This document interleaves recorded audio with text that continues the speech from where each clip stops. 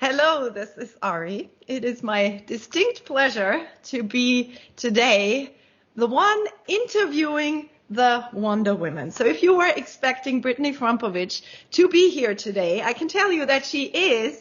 However, she is on the other side of the camera. When Brittany interviewed me a couple of weeks ago for the Wonder Woman series for No Treble, I said to her, you're asking all these questions and you have such an amazing story yourself. So can I return the favor? Can we turn the tables? And I'm going to be the one interviewing you today. So that's what we're doing. Today's Wonder Woman, proudly featured by No Treble, is none other than Miss Brittany Frompovich herself. You want to say hello, Brittany? Hello, everyone. Hello. It is a little odd being on, so to speak, my own column right now in a role other than the interviewer. So thank you, Ari, for turning the tables. This should my pleasure. How many of those have you done? Oh my gosh. A handful. I'd say 6 or 7 now. So yeah. Excellent. Yeah, it's a wonderful series, and maybe we can talk a little bit about how it came about. Before I start, I want to direct the listeners' attention to the written interview that you have included already. So you talk about in that interview at length about your performing career, your career as an educator, you're an adjunct faculty at the University of Mary Washington. You talk about, your teaching career. You have taught at Gerald Beasley's boot camp. You've been a clinician at MI. You've taught at Adam Needy's music dojo. You also tell us about what you're practicing, your experiences as a female musician, your interest in luthiery, the history of this series, Wonder Woman. So maybe we will get into that a little bit as we talk as well. You told us about performers you'd like to collaborate with and many other really interesting things. Also, very interesting angle about when you run a music school, how to support the teachers at that music school. I thought that was very interesting.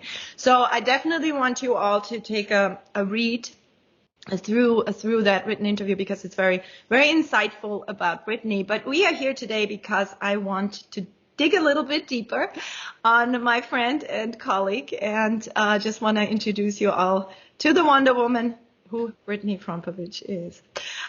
Brittany, to just pick up on something that recently happened, you just got nominated for the Music Educator Award called Whammy. Do you want to tell us a little bit about what that is and what it means to you to be one of the finalists? Wow. Yes, so that is the Washington Area Music Awards. They've been going on for a very long time. I know when I moved here, because I'm originally from Philadelphia, it was a big deal to be nominated for a Whammy Award. You didn't even have to win one. People put that very proudly on their resumes. This is my second year. I've been nominated and made it to the finalist category. But it's kind of interesting from being like a younger musician and seeing that now to being older, like all of us. And being nominated, it's kind of interesting because you at this side of things, you look at it and you see all the people who are in there. I don't want to say competing with it. Just feels kind of weird, but have also been recognized for their achievements. And last year I watched, and there was so many people I knew that I was like, man, I hope they win. Like it almost didn't. Like even this year, like I'm looking at some of the people I know, some of the people in that category. And it almost, I don't want to say like it doesn't matter, but there's so much talent that I don't mind not winning. I feel like I'm already have made an achievement just getting nominated because there's so many fine people doing good work. If I was a judge, I'd really have a hard time. I know how they do the scoring. I know how they pick a winner, but at the same point, there's so many talented and superb people in the competition. I've watched twice now, and every single time I find myself rooting for like half the playing field, What determines if you're a good educator or not?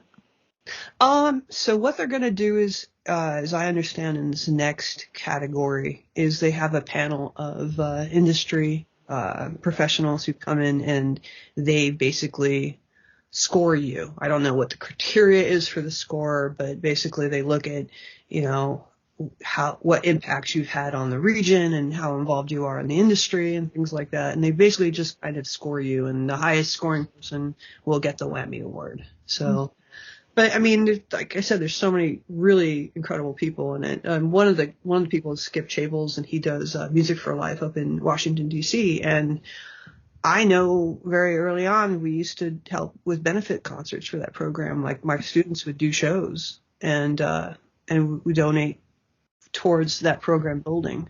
Mm-hmm. So, I mean, it's very almost personal. You know a lot of the people who are competing, and you know that they're doing excellent work. So, it sounds like you have a tight-knit community of educators in that area. That sounds lovely. Yeah, it is. I mean, everyone's busy and just like everywhere else, but yeah, we know each other, so we tend to. Brittany, July 14th was a fateful day in your life. It involved a wasp, a bike, a head trauma, SOS on Facebook. You wrote a blog post about it. You want to briefly tell us what happened and what transpired since then? Okay. Buckle up. Try to make a long story short. I'm not good at that, but I'll try. So July 14th, I woke up. It was a great day. I practiced. All the things were going off right. And I fell during a workout and I fractured my wrist, my distal radius. I have some really good friends who stayed on basically a Facebook Messenger chat with me. You were about to pass out, right? You had a head trauma. So you was going into shock. I knew I was going into shock, but I didn't know how bad it was. And I don't know. I don't know if it was like just part of my brain in denial or what it was, because sometimes you just kind of are assessing things and you're not really sure.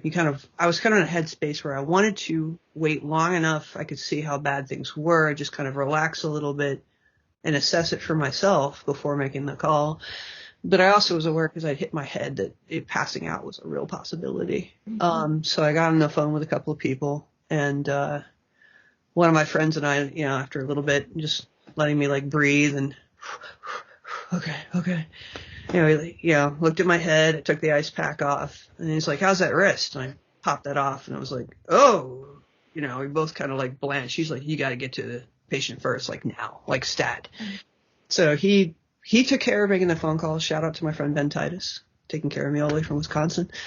And he got some local folks to help me out. They got me to patient first. That should have been enough for a day, right? Yeah. Plenty. Yeah, it's plenty. They put in the temporary cast and all that, sent me home, gave me the sedative shot. And Ben was kind enough. He has access, because he's done some performances for my students. He had access to the Facebook page where I talk to my students. It's a private group. So he even took care of canceling lessons for me. Like, he was just on it. Yeah, that's a good friend. So I went home. My ride got me in the front door, tucked me on the sofa, and I was out because they gave me a sedative shot. I woke up a couple hours later and we had a microburst, and the microburst kind of basically just tore the tree apart in the neighbor's yard. And so microburst is like a storm, like a specific kind of storm that you guys. It's a very severe storm. The effects can look like a tornado. So our whole area got hit pretty bad. I was driving the other day, and there's still houses that have tarps on their roofs. Mm-hmm. So yeah, straight line winds, very high speeds. And basically it picked up about a good chunk, about a third of the tree from the house next door, and threw it through power lines down on my van and onto my house. I also had trees go down in the back, which blocked all my egresses out of my house. You were essentially stuck. No power, and the days are about 100 degrees at that point. I remember when I read that Facebook post, you described the moment where you were kind of sort of the sedatives had still been doing their thing, and you were kind of waking up and you're thinking, gosh, I got to move the van, and down comes the tree, right? Yeah, I kind of did the short version there, but that's more or less it. I had about enough time to get off the couch, realized I still felt really drugged. The only thing that had woke me up was the emergency alerts going off on my phone. Mm-hmm. Some kind of alert, some kind of buzzing or alert, but I think it was an emergency alert. And then I got outside, there was a teaching tent I was using at that point because of COVID out front. And I got the top off the teaching tent with one arm because I knew that was going to go flying. It was going to go down the street or into a neighbor's house or into a window. Yeah. I had a Pigtronics pedal that was going out to get fixed and a package on the front porch. The mail lady had just pulled up to get it, and I grabbed it with one arm, threw it into the house onto the sofa. I saw her put her blinkers on and slam her doors. She's like, I'm not dealing with that. That was giving me a hint because I was just so focused on like stuff, and I got in. I was still feeling woozy, and I looked at the tree and I looked at the van, and it was like you just had this instinctual sense. Yeah. You know, I'd been moving that van for about a year and a half because that tree was a risk. And I could feel it like inside, like a window of opportunity just closed. You could just see it. The sky just turned so fast. And I just signed off on it. It was like, I'm so sorry. You're on your own. And I know it's just a car, but that car is taking care of me. I've outrun it, tornadoes in it and other things on gigs. Mm-hmm. And, yeah, like it was just seconds later. It was down. Unbelievable. You found yourself, once things calmed down and you were sort of assessing the damage, but you found yourself unable to play, not knowing what your wrist was going to do. Would you ever be able to play again? And you a little bit documented your whole journey through that absolutely horrific, chain of events. And what really struck me, you just have an amazing, power and drive. And so I know you fixed your car yourself, which was supposed to be totaled, and you fixed that. Kinda. We'll get to that in a second. But I'm very curious about where did you get the strength from to keep practicing, keep playing, and what did you do? Because I know we all know people who are unable to play for injury reasons or sickness. Where was your headspace at that enabled you to keep going? Well, I mean, when anybody's in a bad situation, how can I describe it? I mean, you really don't have a choice. There's a saying in a country song, I don't remember the title, but if you want to get out of hell, you just keep walking through till you're out of hell. Keep walking through to the other side. I'm quoting it very badly there. My apologies to the artist, but, you just, I was like, all right, I'm going to go to bed tonight. And then tomorrow we're going to do the next logical steps to get back to where we want to be or get out of this or fix this. Or I'm a kind of a strategist. I kind of always look to the next domino that has to fall to enable the steps after that follow. Mm-hmm. That's just my personality. It's nothing good or bad. It just is the wiring. I'm usually looking for the next domino I have to topple. So I don't know if it's strength really per se. I think there's stubbornness. I think there's sometimes a refusal to accept a no. I don't mean that in a bad way, like a hurting people boundaries way. I mean that in a, when life shows up and everyone around you is going, this is improbable. I'm the one who's going to be like, is it though? Yeah. Let's take a look again. What are our options? I think that's kind of just the wiring. Yeah. For your wrists, you want to tell us a little bit about what you have worked on, what the prognosis is, where you're at? Yeah, so for anybody who doesn't know, it should have been a normal wrist break, but a lot of things about that day probably were supposed to be a little more normal than they were. For whatever reason, I developed a syndrome called chronic regional pain syndrome, and that is like having a nervous system or nerves that are still angry and agitated beyond where your body's actually physically at. So in other words, the bone is healed, the break is healed, but your nervous system is still throwing trouble codes, to liken it to a vehicle per se, where that your body thinks something's still wrong. So you have burning pain, you have swelling, you have the muscles atrophying, you have a lot of things that aren't consistent with where your body is actually at for real, because your nervous system is getting the wrong message to your brain. So where I'm at now today, I've started seeing a chiropractor in addition to everything else I was doing. They wanted to do and still want to do a stellate ganglion block, which is fine. I'm not opposed to it. I'm just leaving it on the buffet of options for the moment. They also want to do steroid shots to my hand. I just looked at side effects for the stellate ganglion block, and I thought, you know what, let's try a few other things first.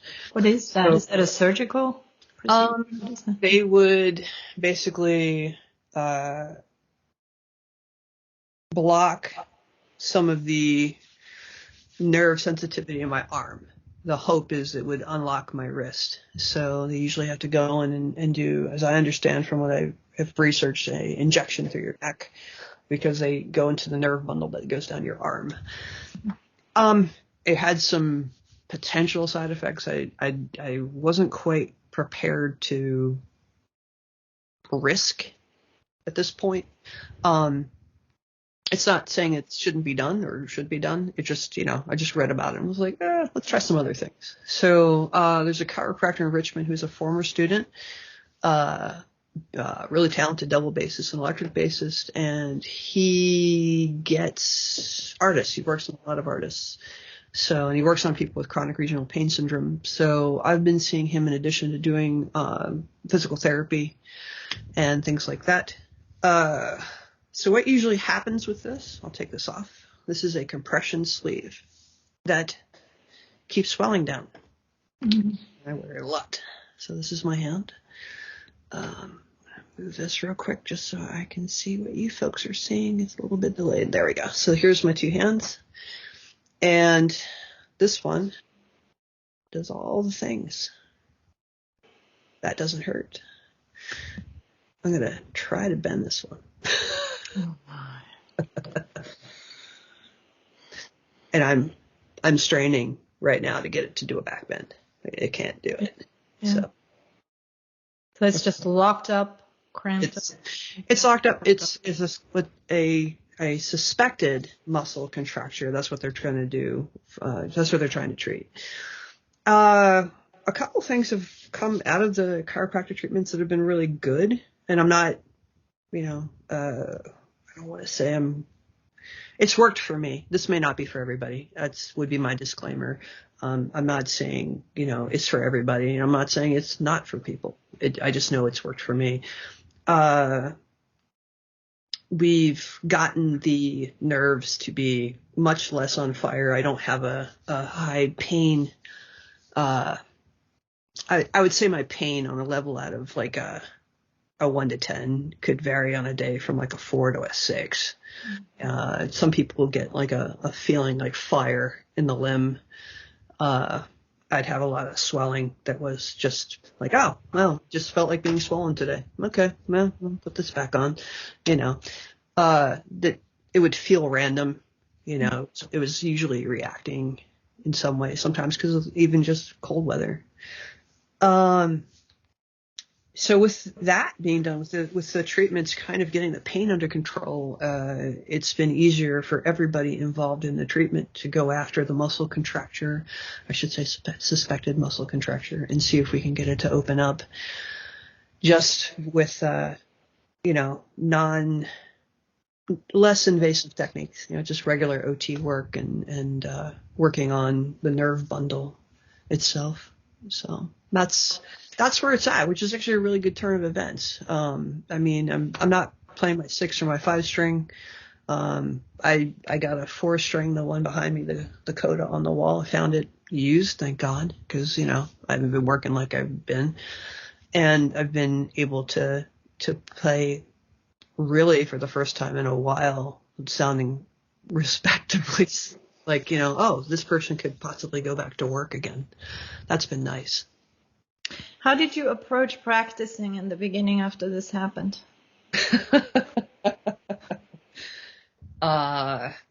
Baby steps. All the stuff that works, you're an educator, all the stuff that works for beginners. I think that maybe they don't sometimes understand that those are like lifelong things we're teaching. The permutations, scales, arpeggios. In the beginning, I couldn't get my hand to open up enough. These in the very beginning, by the way, these digits were locked up on this end. Yeah.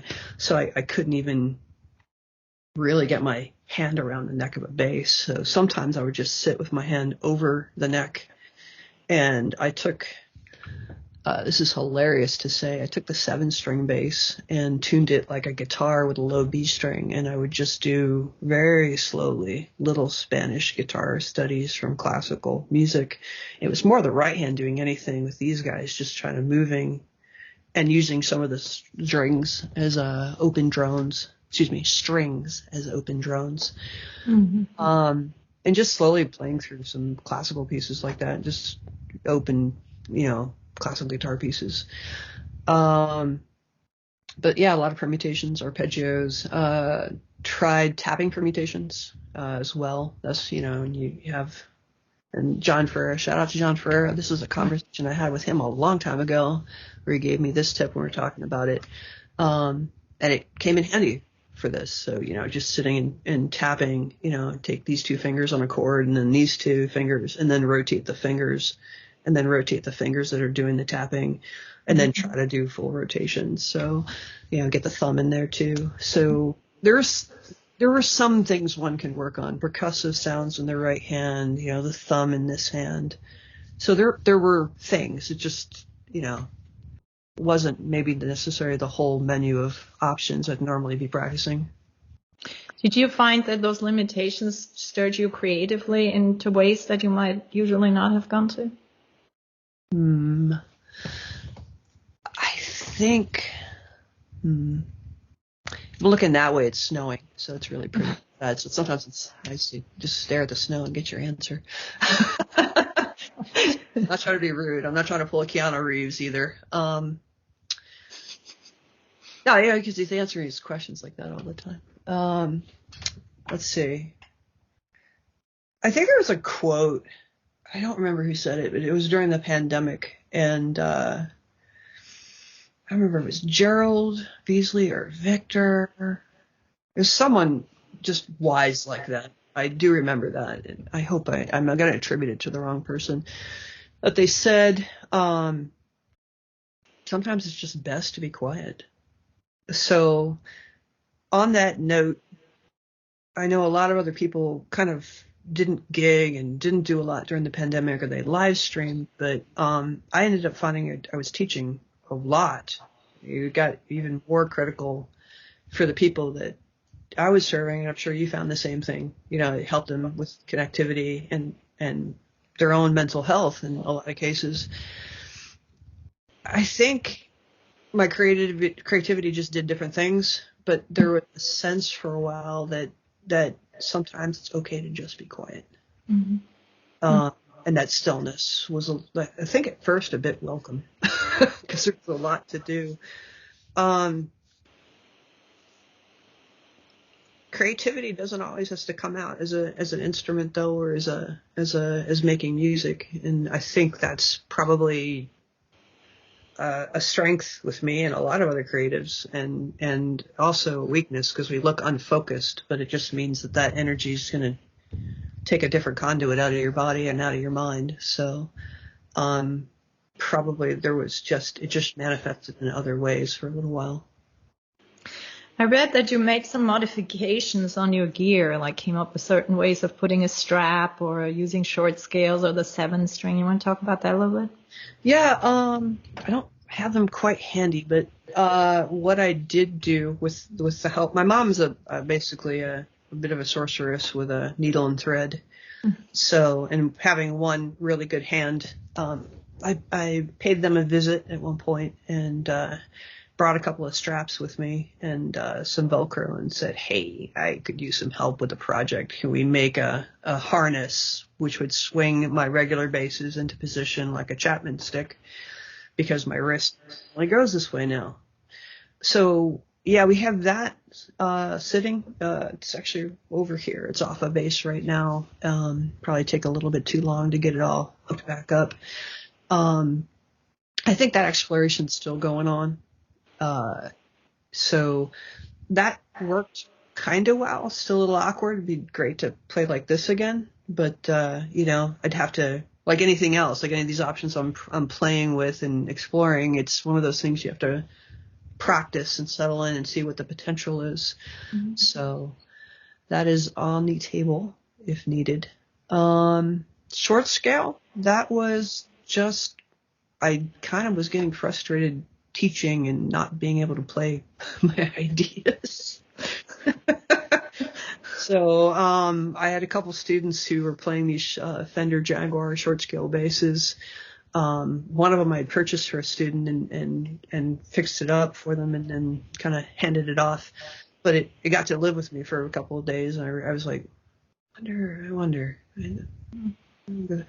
I walked into the one music store that I do some lessons through, and there was one hanging on the wall. I was like, oh, hey. So that was a fortuitous, just good timing all the way around. So they followed me home.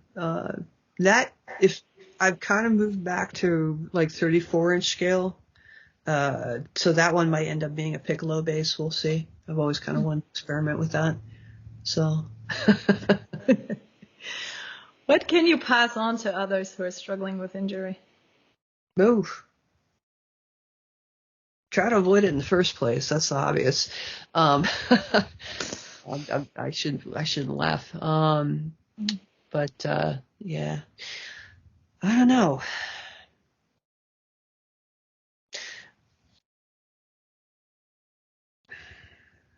Well, I guess I could pass on this, and maybe it's not helpful, but maybe it is. It's really, I get people who are saying like, oh, you had the worst day, or, oh, your luck's been terrible. And I'm like, no, my luck was great. Because if I didn't break my wrist, I would have been dead. Yeah. I would have gone out. I would have moved that van. I know what my front yard looked like.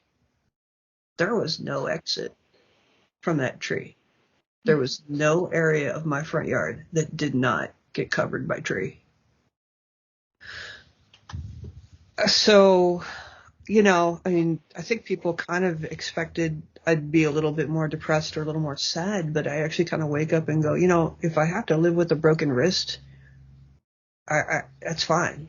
I got to live, because most other, I kind of thought it through many times, and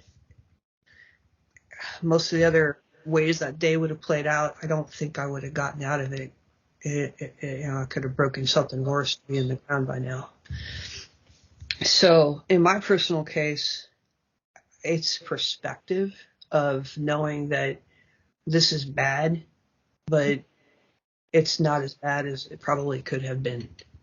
And once you kind of could shift that perspective, it makes it all easier. You just kind of go, okay, well, I have this gift in a way, what do we do to make the most of it? Wow. And people saw the tree and saw that house, and once they're like, oh yeah, you definitely would have been, not with us anymore. Well, you would have been out in exactly at that moment moving the van, right? Because of the wrist, you kind of know. Yeah, it delayed me enough. And maybe there's other ways you could think about it, I suppose. Like, well, you wouldn't have been conked out in the sofa or half a dozen other things, but it slowed me down enough that I didn't feel a need to insert myself in the situation. Yeah. But, as far as just trying to actually deal with your injury or your problems, it's kind of an interesting, there's been other musicians who have mentioned situations or problems they've overcome or things that they've kept close that, maybe we don't know as general public. Everybody's got something, even if it's not showing on the surface, everybody's got something that they're dealing with. I mean, older bass players, real common injuries, they don't have cartilage in some of their fingers anymore. It's just about being creative and finding a workaround and using what you have. Thanks for that. Yeah. Brittany, you were incredibly handy. I know that you make beautiful jewelry on Etsy, so please sit so we can see your beautiful hanger, one of which I also have and love. And you make jewelry, you mod and build guitars, you fix your car.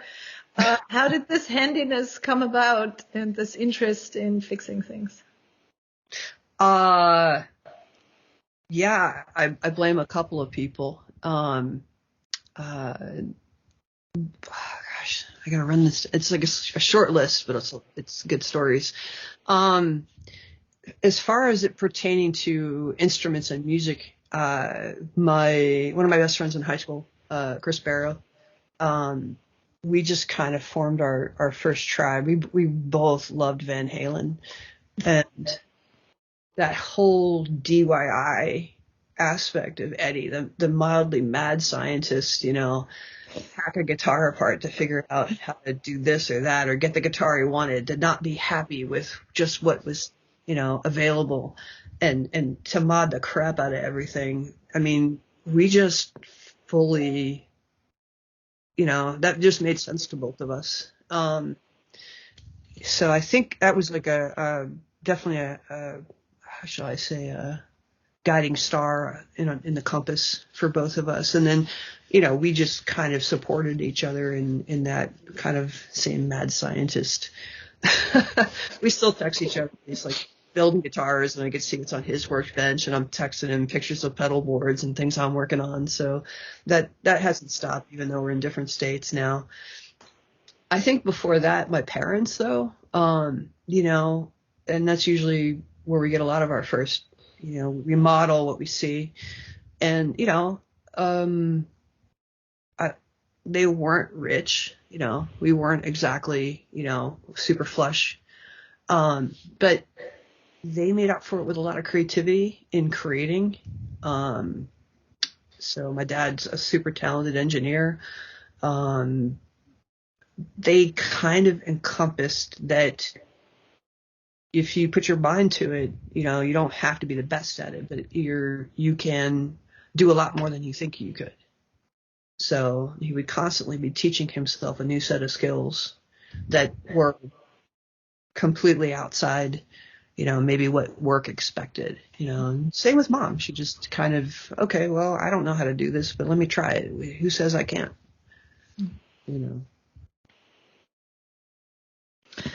You have been doing a lot of writing about other bass players, particular female bass players lately, and interviewed other artists. Has that in any way changed your own playing or your perspective on music? Yeah, it's actually been great. Being around everybody I've been interviewing, I've learned something, and it's always impacted me for the better. I feel extra fortunate to be doing the series just because I learn so much about everyone I'm interviewing, and then it always gives me something to kind of pause and think about with my own playing or how I'm approaching things. I mean, I'm really lucky.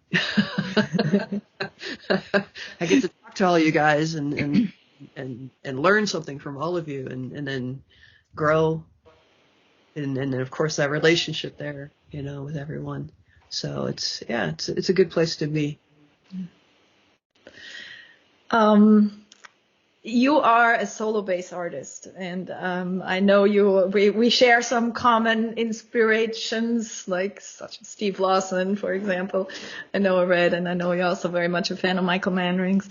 What do you see your solo bass career going? What are your plans? Where you're at with that? Where am I at with that? Ooh, that's a good question. I don't know right now. And I'm not saying it like, just kind of waiting to see, get this work through. There are some things I'd hoped to do right before, this got wrecked up. If I could pick up right where I was, there's some stuff I was recording. I'd hoped to do it as, NS had just released the CR6 right over there. Hello. You can see it, beautiful bass. I was hoping to record and shoot that their way to use as some promo for the release of that bass. It's gonna get my hands kind of back on that party or figure out another way to do it. Yeah, I'd say probably the plan is just to get back to doing it. So. Where can people find you? Okay. www.ladybassmusic.net. That's a good place to go. You can find everything else from there. Instagram, everything's Ladybass Music. There's no dot there. Just Ladybass Music. It'd be like Twitter and Instagram and Facebook.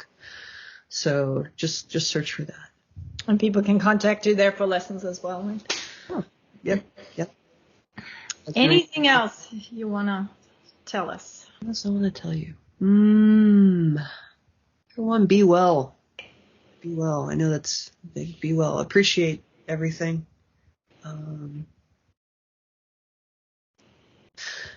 Yeah, it's a little bit macabre, but I know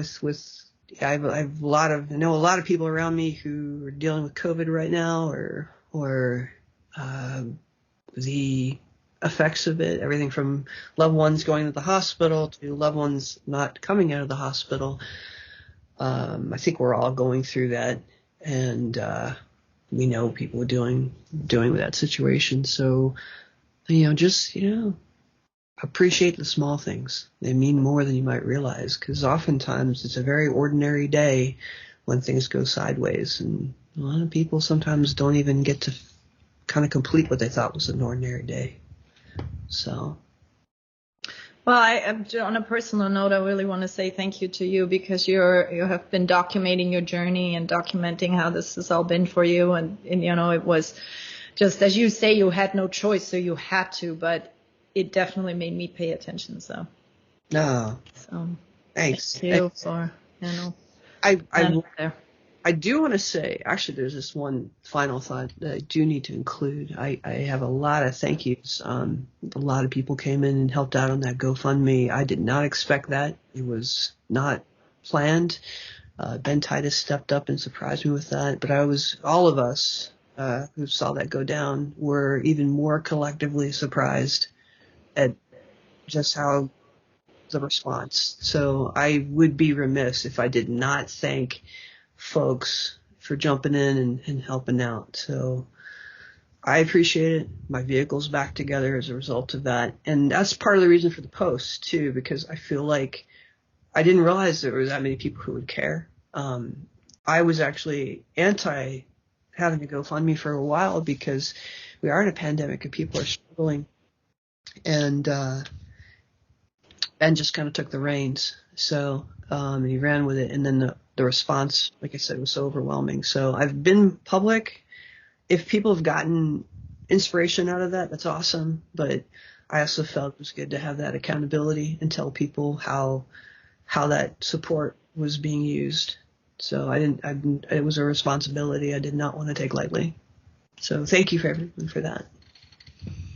Well, I see you as somebody who gives a lot to the bass community, so if we can have your back when you need it, then that's what that's for, Yeah. So, anything else you wanna say? And then Good. want me to just do a final closing? Yeah. Ari, thank you for this. I did not expect it either. Like I said, it's kind of fun having the tables turn. And thanks for everybody for checking out Wonder Women, stories from the women who play bass. This has been a pleasure to, I guess, be the ringmaster for that. I should also say you're doing all the heavy lifting, right? So I don't want to take credit for that, but putting these things out is a lot of editing and all of that. And you're doing all of that, so it was really easy for me. Okay, it's really a pleasure. All right, still getting the byline. It was your idea. So If you think about it, yeah, I do want to say we do have a little PR here and take my moment. You have Wonder Woman shirts. I love mine. It's beautiful. They're over on the Etsy store. And we've also got ones that are just a logo on the front, like the one I'm wearing right now, and the graphic on the back. So check those out. So excellent. Thank you, Brittany Frompovich. Thank you, Ari. We'll talk soon. Thanks. Okay.